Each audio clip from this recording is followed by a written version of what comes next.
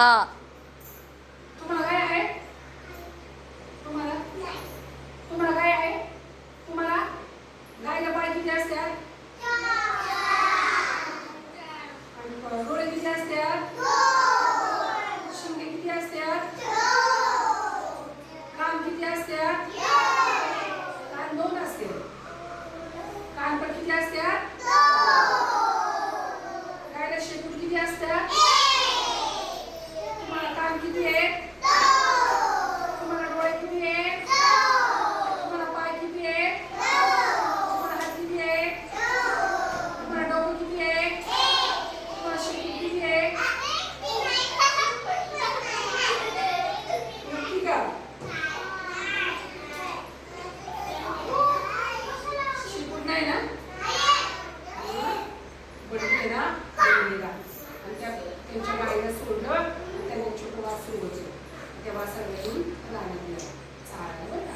गाईला एका झाडाला बांधलं, वासराला एका झाडाला बांधलं आणि बॅट बॉल खेळत होता. आणि संध्याकाळ झाली. बंडूला वाटलं आता घरी जायचं. बंडूने काय केलं, गाय सोडली. गायला हळूहळू वाटायला सांगली. त्याला वाटलं वासराला सोडावा आणि हातात धरून न्यावा. म्हणून वासराकडे गेला आणि त्याचं ते गावात सोडलं बरं का वासराचं.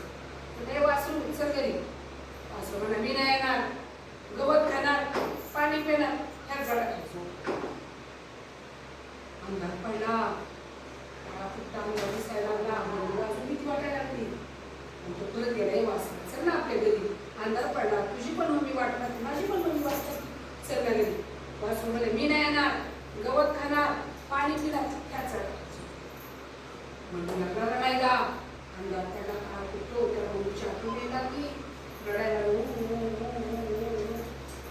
मग ससा घरी झालेला. ससा कुणी कुणी पाहिला? ससा हो, ससा घरी झाला होता. अशा उड्या मारत घरावर आवाज आला. कोण रडतंय घनश्यामराव?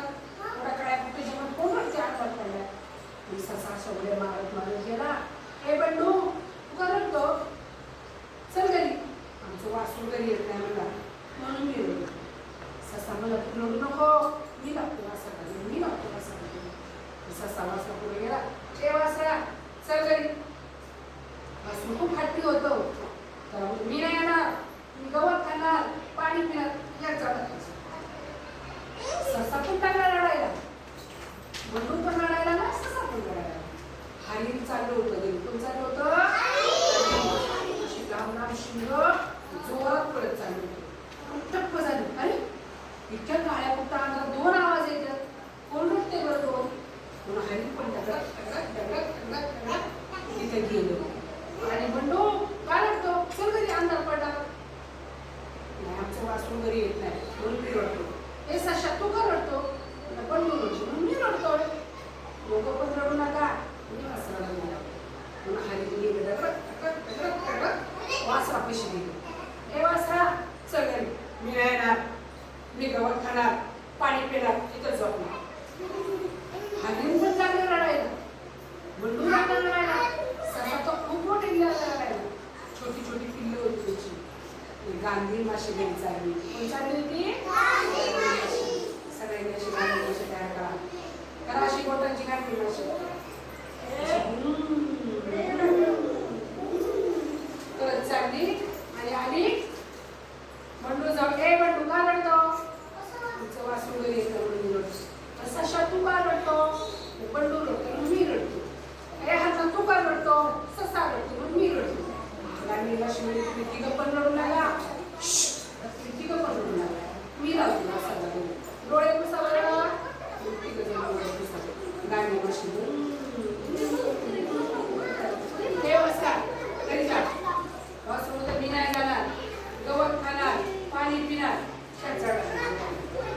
गांधी माशी खूप रागीट असते का? तिला हात लावल्यावर चावते ना ते. तिला